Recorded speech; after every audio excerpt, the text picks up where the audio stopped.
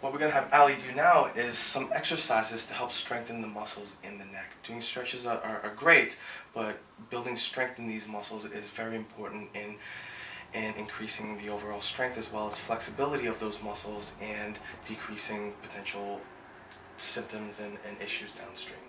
Okay? I'm going to have Ali start by doing what's called an isometric contraction. Okay? So the isometric contraction essentially is a contraction where there isn't movement, but there is resistance in the form of Ali's hand on different portions of her head. So we're going to have her start by bending to the right, and we're going to have Ali use about 50% of her force. She's pushing against her arm, but her head isn't moving, and that's the definition of isometric contraction. So I'm going to hold that contraction for about 10 to 12 seconds. Good. Switch sides for me, please, Ali. Good. Again, about 50% contraction on this. You can see her muscles here activating, and that's great. Put your hands on the back of your head and push backwards for me. Again, holding this contraction for about 10 seconds. And then in front, putting your hands in front and pushing forward. The last isometric contraction we want to do is having Ali rotate her neck. So this is going to look a little funny.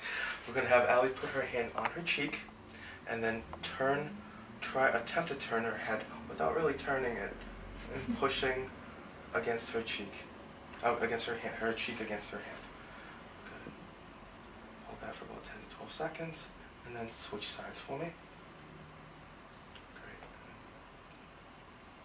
Doing the same exact thing on the opposite side. These exercises can be repeated, holding them for about 10 to 12 seconds, doing 2 sets of each. Great. In this position, I'd like you to do what's called a chin jut. A chin jut is a great exercise for the upper part of the cervical spine. This is great for patients with headaches, with upper occipital type pains.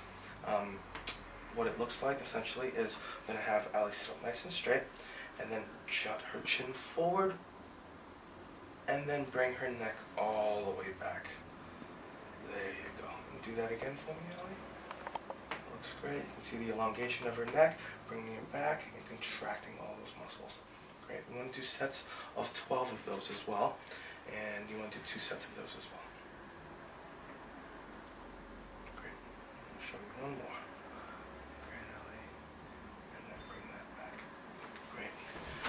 What I'd like Ali to do now is an exercise for her upper back and neck.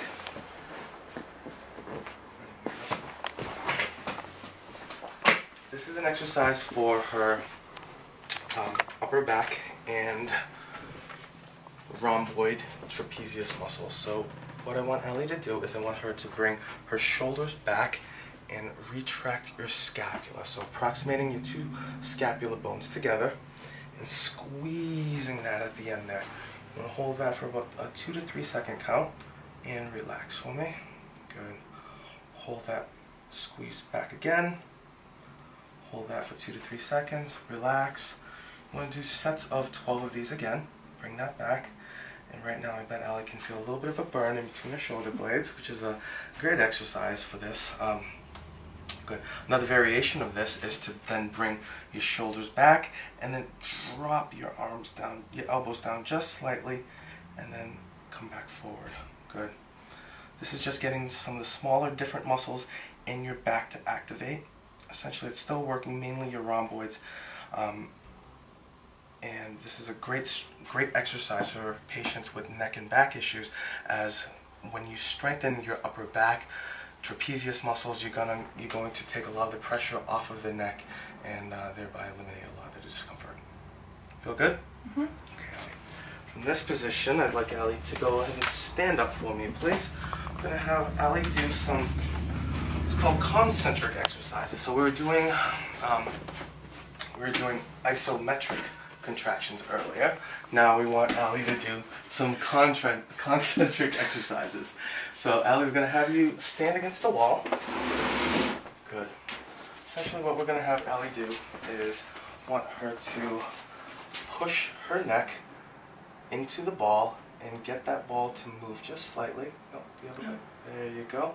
And what you can see is that ball is going to float up and down as it's being held into against the wall by Allie's head. Go ahead and do that again. You want to do sets of 12 of these as well. Good. Again, Allie can really feel that exercise in the upper part of her neck. Good. That feels okay, Allie? Mm-hmm. Okay, great.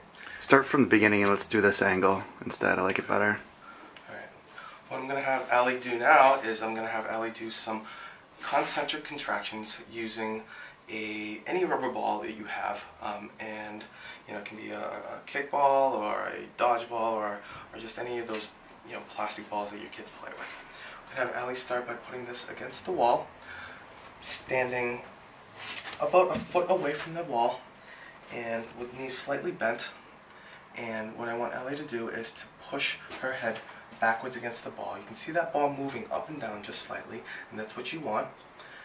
Go ahead. And what you're doing is you're strengthening all these muscles in your neck, namely your splenius cervicus muscles, your splenius capitis muscles, your trapezius muscles. This is a fantastic way to exercise and strengthen the muscles in your neck without having to go to the gym and using expensive equipment. Okay. From this position, you can also do the side. So now we're going to be strengthening the right side of her neck. So go ahead and do that exercise again. That's great.